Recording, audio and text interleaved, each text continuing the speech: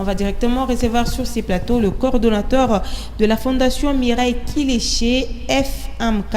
Il s'agit de M. Moumena Kijiba Fridi, à qui j'ai dit bonsoir, bonjour et bienvenue sur ces plateaux de grand espace.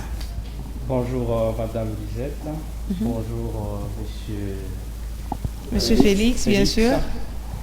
Je dis merci à Golgotha et à Grand Espace de l'honneur que vous faites à la Fondation. Bienvenue chez nous. Merci. Je suis déjà bien assis, très confortablement. Voilà, sans plus tarder, on va parler de la fondation en question. C'est quoi la FMK? La FMK, Fondation Mireille Kiléché, c'est une association sans but lucratif qui a été créée depuis 2019 dans les soucis de promouvoir le développement participatif, intégral et intégré. Et donc, c'est une association, s'il faut être bref le plus possible.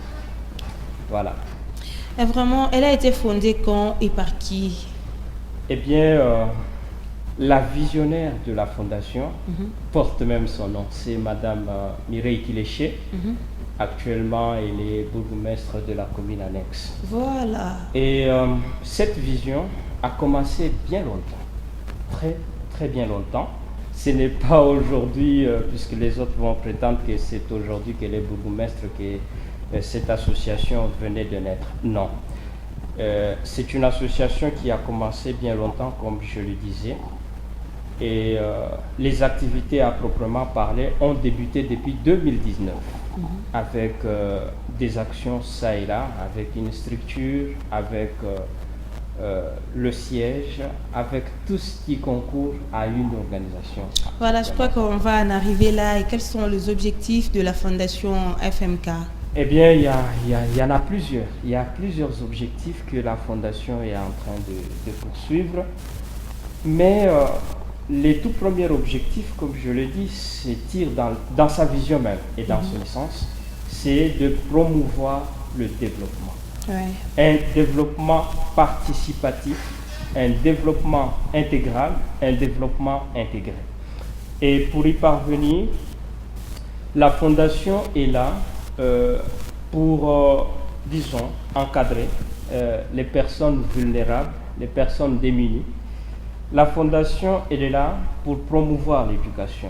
Tout le monde n'a pas accès à l'éducation, même si aujourd'hui on parle de la gratuité de l'enseignement, mais bon, les écoles publiques ne sont pas partout. La Fondation est là dans la mesure du possible pour donner l'espoir à ceux qui désespèrent, pour donner la chance à ceux qui n'ont pas la possibilité d'avoir accès à l'éducation. Nous avons les personnes qui ont raté les formations et qui sont comme ça dans la société. La Fondation est là pour le récupérer avec les formations professionnelles. Et nous avons aussi d'autres objectifs comme la promotion du leadership féminin. Il faut que la femme soit mise à la scène de la vie sociale, de la vie politique, de la vie économique. Et ça, c'est l'affaire de FM. La Fondation est là aussi pour être la voix de sans voix. Beaucoup de gens sont étouffés dans la société qui est la nôtre. Ils ne savent pas comment s'exprimer, comment exprimer leurs problèmes. Eh bien, la Fondation fédère tout le monde. Et en ce moment-là, elle exprime les besoins, les desiderata des gens qui n'ont pas la possibilité de s'exprimer. Il y a bien d'autres objectifs et la Fondation milite aussi pour les valeurs citoyennes. La Fondation est là aussi pour le développement personnel, puisqu'il n'y a pas un développement possible si l'être humain n'est pas mis au centre. Eh bien, de manière succincte, on peut parler en cela. Et quelle est sa particularité par rapport à d'autres fondations? Parce que vous êtes venu récemment, il y a d'autres fondations qui ont précédé la FMK. Alors, quelle est votre particularité? Eh bien, bon, qui sont les autres et qui sommes-nous? Je crois que la particularité de la Fondation se trouve dans l'essence de la vision que je venais d'étaler. Mettre la personne humaine au centre du développement. Vraiment. Mettre la personne humaine avec toute sa dignité, toute sa valeur, au centre de toute action que nous menons. Ça, c'est la particularité des FMK. Et depuis que vous êtes là... Et une autre particularité, c'est lié à la personne de la visionnaire de cette fondation, qui est une femme de cœur, qui a besoin que la femme soit dégoûtée. Ça, ce sont les particularités de la fondation. Vraiment. Et quelles sont les grandes réalisations que vous avez faites depuis la création donc, de la dite fondation quoi? Réalisation, action. Eh bien, nous avons aussi une particularité, c'est que nous avons dit que la fondation, elle est philanthropique. C'est très difficile, madame, qu'aujourd'hui vous puissiez aider quelqu'un et que je passe à la télévision dire que nous avons aidé telle ou telle autre personne.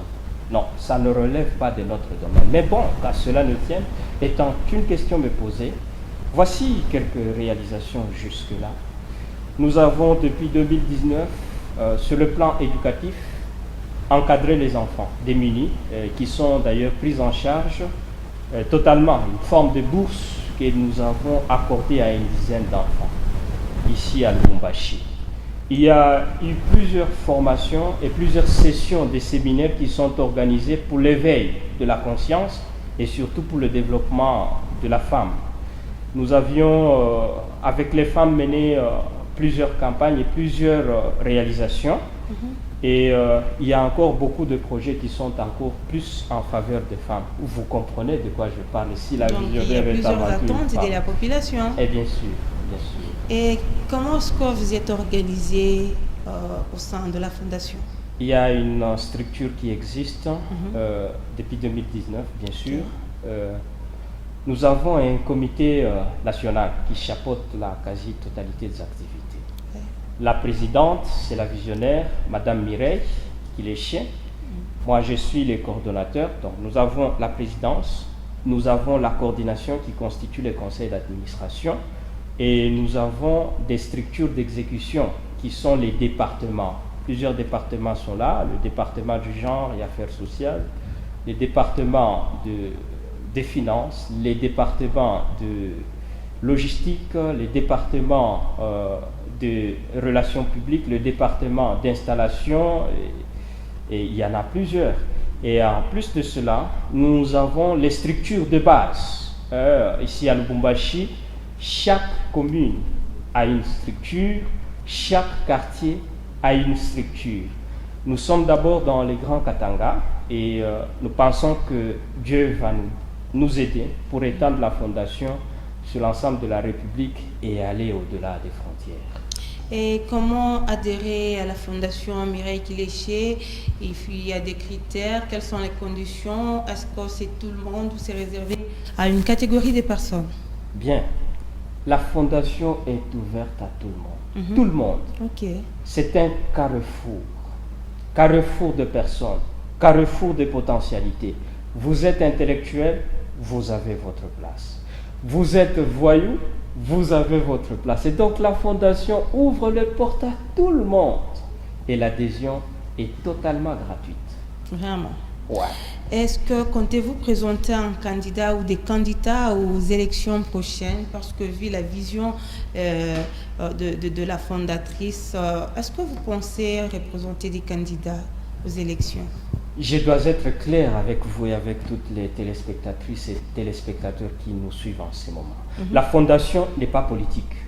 Okay. Ça, je dois éclairer la lanterne. Donc vous êtes apolitique. La fondation, je l'ai dit au début que c'était une association sans but lucratif. Mais j'ai dit tout à l'heure que nous recevions tout le monde. Ça veut dire que les politiques sont dedans.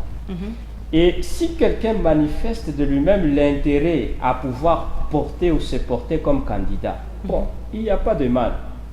Mais il ne le fera pas en casquette des membres de la fondation.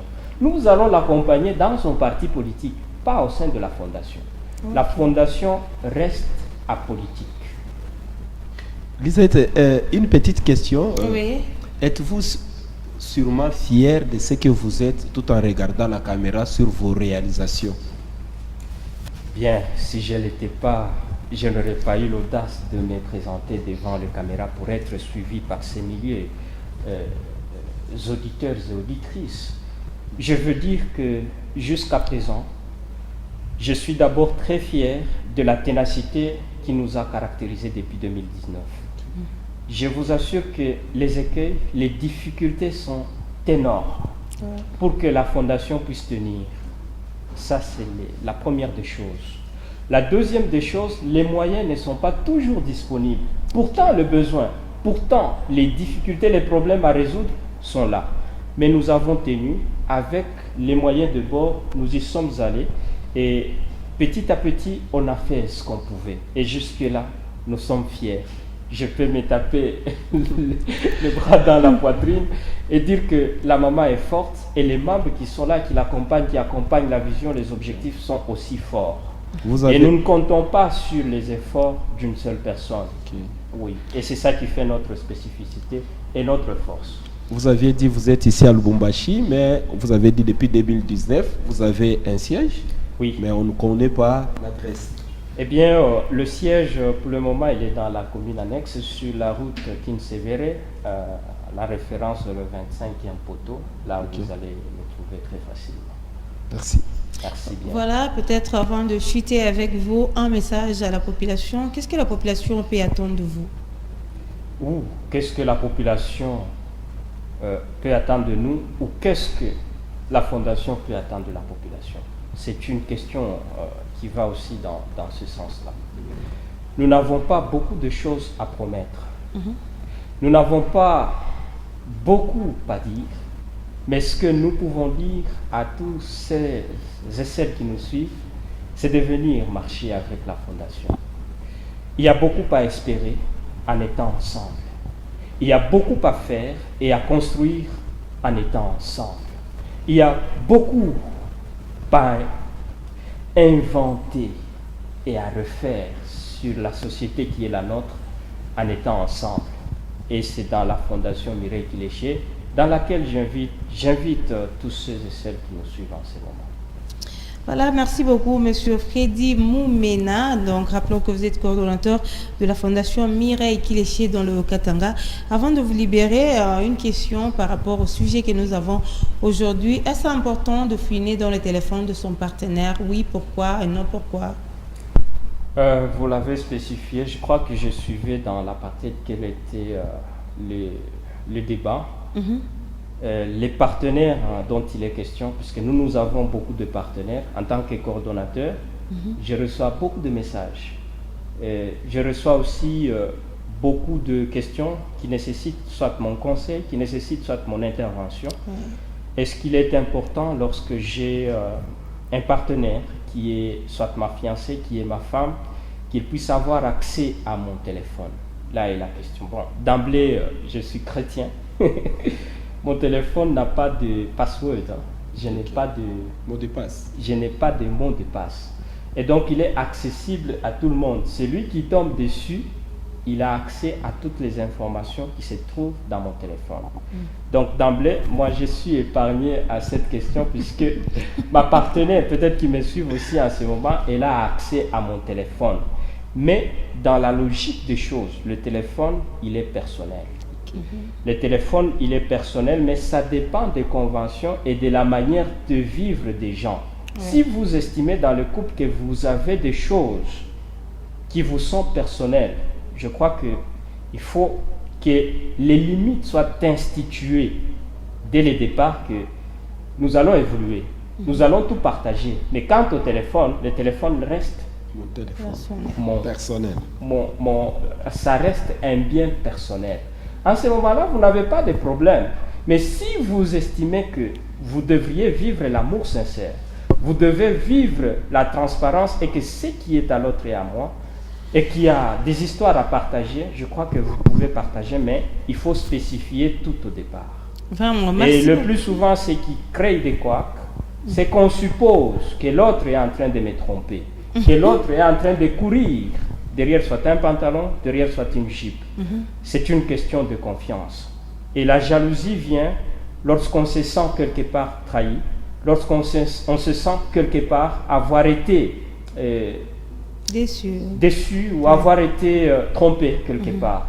Et c'est le grand problème que nous avons aujourd'hui. Nous avons intérêt, nous avons une grande responsabilité à asseoir l'amour, à asseoir la vie conjugale. Je conseille plus souvent ceux qui sont des gens dans la vie active à pouvoir savoir se faire confiance. Ça, c'est très important. En tout cas, merci beaucoup, Monsieur Freddy. Nous sommes très ravis de votre passage sur ces plateaux. J'espère que ce n'est pas la dernière fois. On aura tout le temps l'occasion de vous inviter, de partager, en tout cas, ces moments ensemble. Merci d'être venu. Merci, je suis heureux. Au nom de la présidente, Madame le bourgmestre Mireille Kiléché, et visionnaire et fondatrice de la Fondation Mireille Kiléché, nous disons très sincèrement merci à Golgotha et à Grand Espace de nous avoir reçus. Voilà, chers téléspectateurs, on va prendre quelques messages avant de prendre mon anniversaire parce que nous courons derrière le temps.